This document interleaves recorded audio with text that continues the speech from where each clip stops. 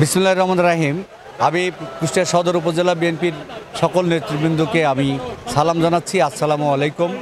যে দেখুন যে এখন বিএনপির দীর্ঘদিন যাবৎ আমরা প্রকাশ্যে এইভাবে জনসভা করা বা সম্মেলন করা এগুলো করতে পারি না। আর সবচেয়ে বৃহৎ গণতান্ত্রিক দল হচ্ছে বিএনপি। এখানে শতভাগ জবাবদিহিতা আছে এবং নেতাকর্মীদের মত প্রকাশের স্বাধীনতা আছে।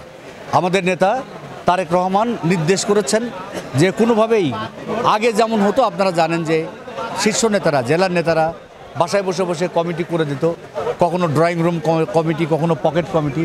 আপনারা এখন এখানে এসে দেখছেন সে সুযোগ কিন্তু নাই। যে যতই নেতার কাছের মানুষ হোক, তাকে ভোটের মাধ্যমে, এই যে আজকে যারা আমাদের প্রান্তিক ওয়ার্ড পর্যায়ের লোক, তারা সবাই মিলে ভোট দেবে, ভোট দিয়ে নেতা নির্বাচিত করবে। আমরা এই গণতন্ত্রের প্রতি শ্রদ্ধাশীল এবং আশা করি যে এই আমাদের বিএনপির যে সংগঠন, এই যে একটা সৌন্দর্য, গণতন্ত্রের সৌন্দর্য, এটার মাধ্যমেই আমরা এগিয়ে যাব এবং আমাদের নেতাকর্মীরা তারা সবাই তাদের নেতৃত্ব দেওয়ার যে একটা প্রবণতা বা নেতৃত্ব বিকাশের যে একটা সুযোগ, সেটা তারা পাবে। আর এইরকম একটা প্রক্রিয়ার মধ্যে দিয়ে বিএনপি এখন সারা বাংলাদেশে, তাই এই যে উৎসবমুখর পরিবেশে তারা সম্মেলন করে, কাউন্সিল করে তারা নেতা নির্বাচিত করছে। এটা আমি কুষ্টিয়া সদর উপজেলা বিএনপির সভাপতি পদে প্রার্থী হয়েছি। তার আগে বলি যে আমি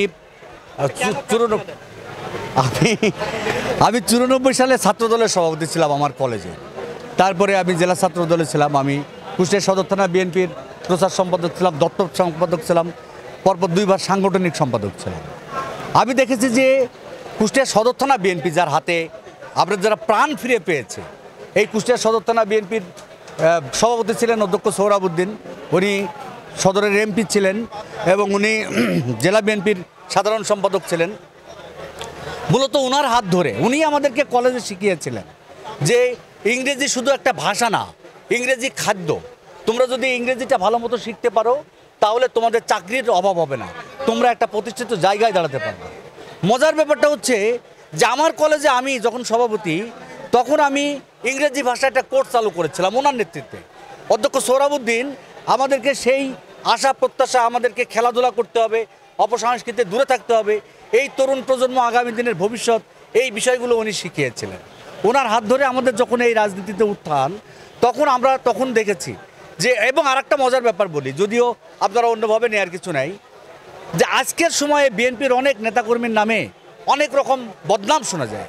হয়তো কেউ চাঁদাবাজির সাথে জড়িত, কেউ কমিটিতে মাইম্যান নিয়ে আসে, আত্মীয় স্বজনকে কমিটির বড় বড় পদ পদবি দেয়।